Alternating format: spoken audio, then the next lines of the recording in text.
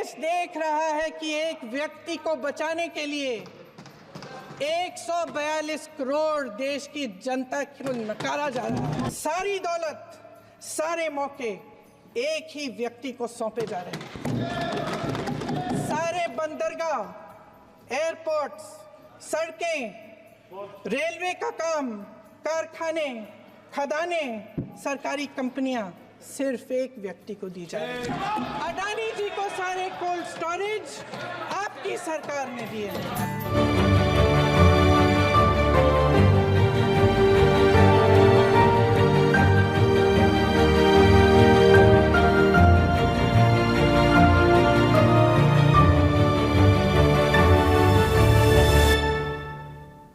प्रियंका गांधी जिस टाइम संसद के अंदर बोल रही थी, ऐसा लग रहा था जैसे कि इंदिरा गांधी मौजूद हो। प्रियंका गांधी ने अपनी बात की शुरुआत इस तरह की कि लोग दंग रह गए। उन्होंने कहा कि आज़ादी की लड़ाई सब ने मिलकर लड़ी है, चाहे वह हिंदू हो, मुसलमान हो, सिख हो, ईसाई हो, बौद्ध हो, सब ने मिलकर इस लड़ाई को लड़ी है। और इस लड़ाई के बाद ही संविधान ने हमको एकता की और हमारे अधिकारों की पहचान दी है। प्रियंका गांधी ने संसद के अंदर कहा कि संविधान हमें उम्मीद, आशा और सुरक्षा कवच देता है। और दूसरी तरफ प्रियंका गांधी ने कहा कि संविधान ही ऐसा अधिकार है कि ये सरकार को हम गिरा भी सकते हैं और सरकार को बना भी सकते हैं। प्रियंका गांधी जिस टाइम संसद में बोल रही थी, पूरी संसद के अंदर सन्नाटा छाया हुआ था। एक एक शब्द उनका सुनने लायक था और चुनिंदा बातें ही कह रही थी। उन्नाव का जिक्र किया उन्होंने कहा कि उन्नाव के अंदर बेटी को जलाया जाता है और बाप का दर्द, आप अगर बाप हो तो महसूस करो कि बेटी को जलाया गया। बेटी के साथ में जो अत्याचार हुआ वो पूरे भारत विश्व ने देखा, लेकिन मौजूदा सरकार के कान पर जू नहीं चली। दूसरी तरफ उन्होंने आगरा का जिक्र किया कि एक वाल्मीकि जिसका नाम अरुण था, उसके ऊपर चोरी का इल्जाम लगाया गया और फिर इसके बाद में जो इतने अत्याचार किए गए, पूरे परिवार को गिरफ्तार किया गया। वाल्मीकि अरुण की मतलब नाखून को खींचा गया।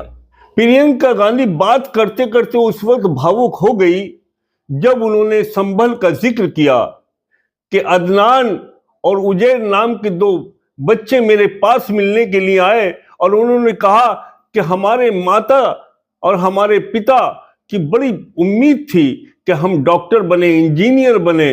हमारे पापा हमको रोज स्कूल छोड़ने के लिए जाते थे। और साथ में प्रियंका गांधी ने कहा कि उजैर की उम्र बिल्कुल मेरे बेटे की बराबर है। मेरी आंखें नम हो गई उनकी बातें सुनकर। लेकिन उनके बच्चों का जब मैंने हौसला देखा तो उन बच्चों ने ये कहा कि पापा हमारे जब छोड़कर वापसी आ रहे थे तो उनको मालूम नहीं था कि शहर का माहौल बिगड़ चुका है और पुलिस की गोली का शिकार हो गए। पुलिस ने उनको गोली मार दी। लेकिन बाप के मर जाने के बाद भी हमने डॉक्टर बनने का हौसला नहीं छोड़ा और आज हम चाहते हैं कि हम डॉक्टर बने, मेरा भाई इंजीनियर बने। तो इस तरह की बातें, उनके शब्दों, उन बच्चों के सुनकर प्रियंका गांधी कह रही थी, मैं भावुक हो गई बहुत ज़्यादा और मेरा दिल सहम गया जिस टाइम में उन दोनों बच्चों ने कहा कि हम डॉक्टर ही बनकर दिखाएंगे, अपने पिता के सपनों को साकार करेंगे। तो ये सब हौसला किसने दिया? ये भारत के संविधान ने दिया। भारत का संविधान जो हमारा सुरक्षा कवच का काम कर रहा है और आज की सरकार इस सुरक्षा कवच को तोड़ने का पूरा प्रयास कर रही है।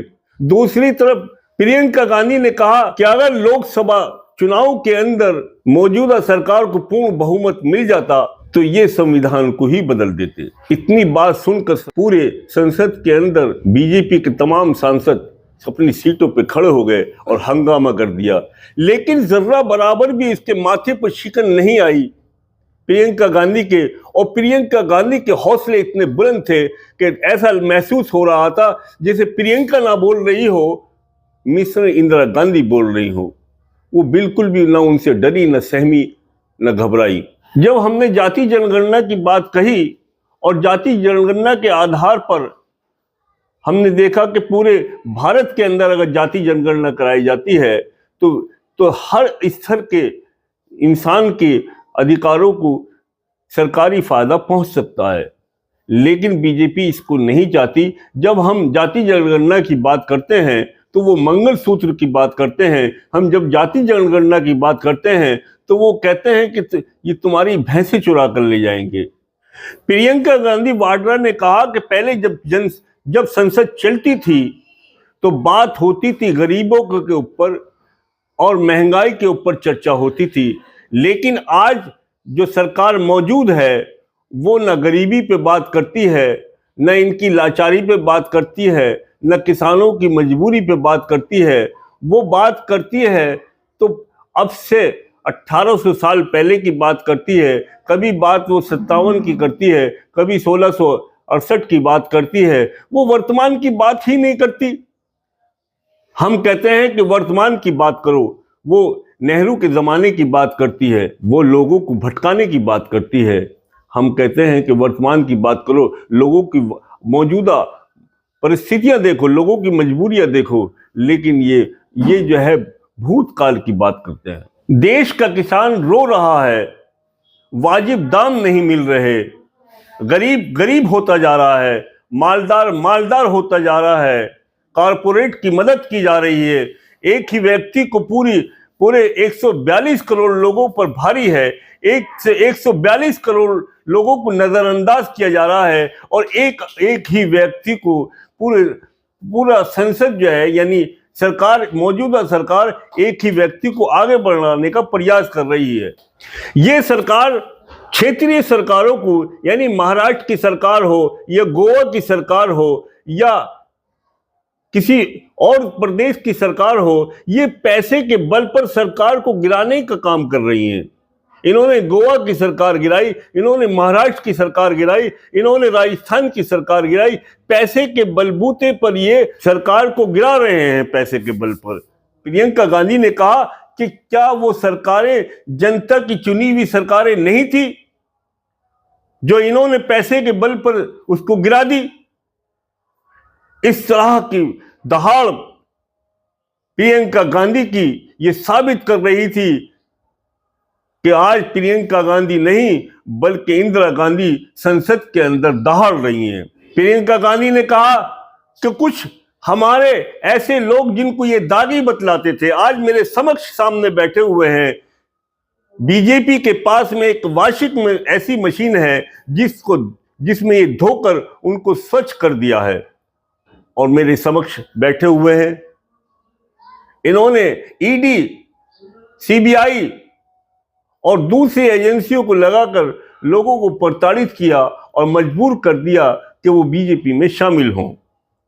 आप बीजेपी में भी तो शामिल कर सकते हो, लेकिन बीजेपी की विचारधारा को वो स्वीकार हरगिज नहीं करेंगे।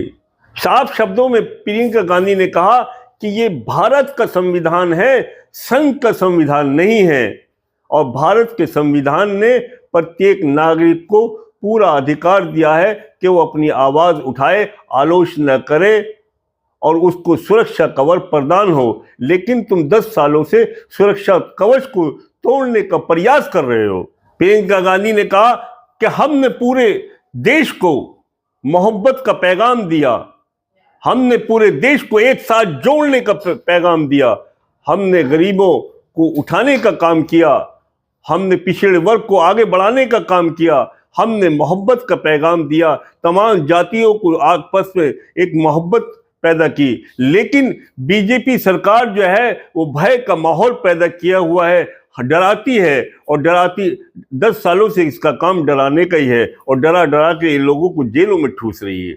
आखिर में प्रियंका गांधी ने कहा कि संविधान हमको अधिकार देता है कि हम जिसको चाहें सरकार में रखें और जिसको चाहें सरकार से बेदखल कर दें। संविधान हमको अधिकार देता है कि हम जिसकी चाहें सरकार लाएं और जिसको चाहे सरकार न लाएं। संविधान सरकार को गिरा भी सकता है और संविधान सरकार को बना भी सकता है। जय हिंद, जय भारत।